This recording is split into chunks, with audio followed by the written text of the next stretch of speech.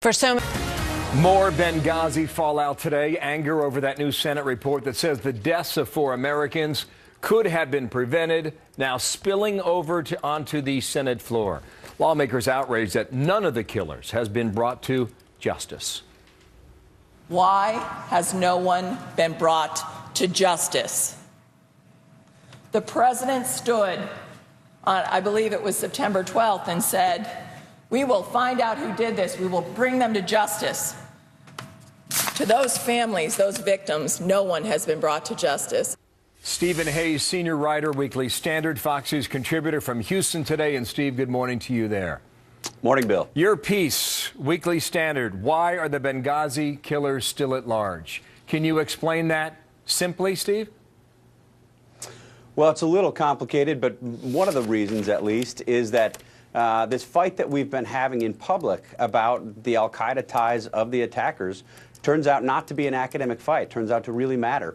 Martin Dempsey, in congressional testimony that he provided in October, the chairman of the Joint Chiefs of Staff, told members of Congress that one of the reasons that we hadn't gone after, that the military hadn't gone after the Benghazi attackers, despite the fact that we know who they are, by and large, and we know where they are, was because they were not covered under the original authorization of the use of military force that Congress passed after 9/11, because they were not considered al-Qaeda and associated forces.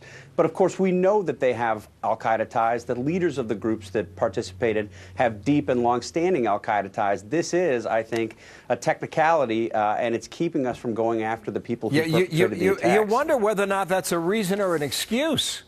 I mean, you write, just so I can read for our viewers, the explanation for this failure: a lack of will combined with a shameless mischaracterization of intelligence is almost as outrageous as the failure test.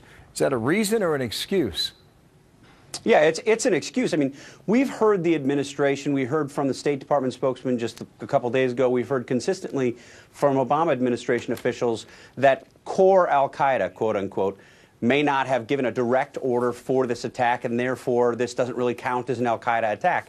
It's a bogus distinction. If you look at what we've heard from senior intelligence officials both before and after the attack, as well as what we read in the recent Senate Intelligence Committee report, authored under the supervision of Democrat Chairman Dianne Feinstein, signed by all the Democrats on the panel, it's very clear that al-Qaeda-linked groups and al-Qaeda-linked terrorists played a role in the attack. And the day before the attack, September 10th, 2012, Ayman al-Zawahiri, al-Qaeda's global leader, gave a 42-minute videotaped address in which he called for retaliation for the death of a Libyan al-Qaeda leader, and suggested that al-Qaeda affiliates, al-Qaeda associates in Libya should attack American interests. This is not that complicated. I have 2 specific questions, and I need a minute to get through both of them, okay? Are you ready?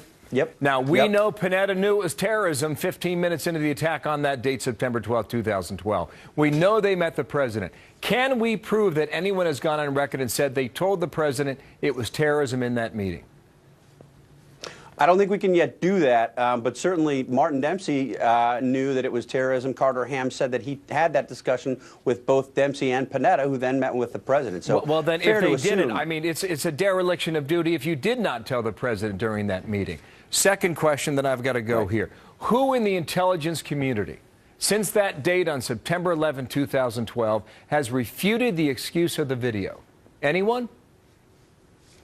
Certainly not that I know of. The intelligence community's been on both sides of that, and there's a long and complicated answer as to why they used it. But it certainly didn't play the role that the administration said in its public statements about it. Stephen Hayes, thank you. Out of Houston, Texas. We'll talk to you again real soon.